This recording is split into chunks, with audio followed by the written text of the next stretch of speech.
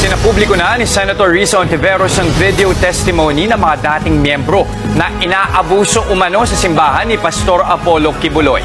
Welta naman ang kampo ng pastor, magkaharap-harap na lang sila sa korte. Nasa prone ng balitang yan si Mean Los Baños. Samut-saring akusasyon ang ipinupukol ngayon sa sinasabing appointed son of God at founder ng Kingdom of Jesus Christ sa si Pastor Apollo Kibuloy. Sa isang press conference, ipinresenta ni Senator Risa Hontiveros ang video testimony ng dalawa umanong dating miyembro ng naturang religious group. Una, si Arlene Stone, isa siyang miyembro ng pastoral group o yung parang alalay at tuminsay tagapaligo pa raw ng pastor. Bilang pastoral po, ako po ay nagmamasahe ni Kibuloy at sa kanyang mga spiritual wives. Pinaniwala rin daw siya na bilang pananampalataya, kailangan niyang maglako ng mga puto at kutsinta o di kaya man limos na kalaunay humantong sa panloloko ng mga tao. Meron silang kota na kapag hindi naabot ay may kaakibat na parusa.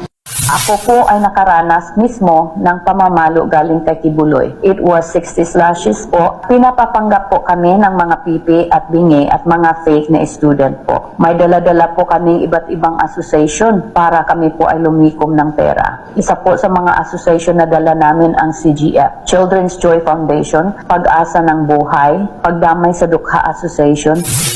Maging isa pang dating miyembro ng Kingdom of Jesus Christ, si alias Jackson, nakaranas din daw ng kalupitan kapag hindi naaabot ang quota.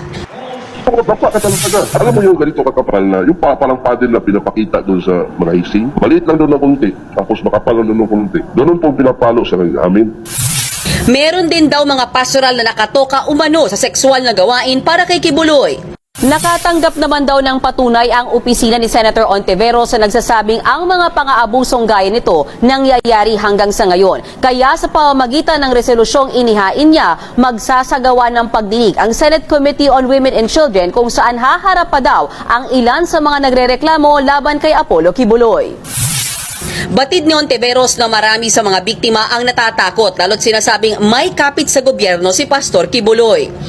Kung si Senyor Aguila naaresto dahil sa tindi na mga testimonya at ebidensya ng child abuse at human suffering, human trafficking, naniniwala akong hindi malayong mangyari rin yan kay Kibuloy. Nakatakdang sumulat si Hontiveros sa Department of Justice para hilingin na maglabas ng lookout bulletin order para maharang sa pag-alis ng bansa ang pastor. Hinihintay naman na raw ng DOJ ang formal request ng senadora. Sa ngayon may mga nakabinbin sa kanilang apela laban kay Kibuloy, isang libel at isang rape at qualified trafficking. Bumuelta naman kay Hontiveros ang abogado ng pastor na si Attorney Ferdinand Topacio. Isaan niyang panlilin lang ang ginagawa ng senadora. Halata rin daw na ginigipit si Kibuloy at ang SMNI. Dagdag pa ni Topacio, sa korte dapat magharap at hindi sa Senado. Bakit dinala mo sa teritoryo mo? Magulang ka. Dalhin mo sa hukuman, dyan namin sasagutin. Kung saan ang technical rules of evidence are applicable, kung saan may due process, kung saan may right na magsalita ang counsel. Bakit sa Senado? May binabalak kang masama. Nagbabalita mula sa Frontline, Mean Los Baños, News 5. Thanks for watching. Please subscribe me YouTube channel.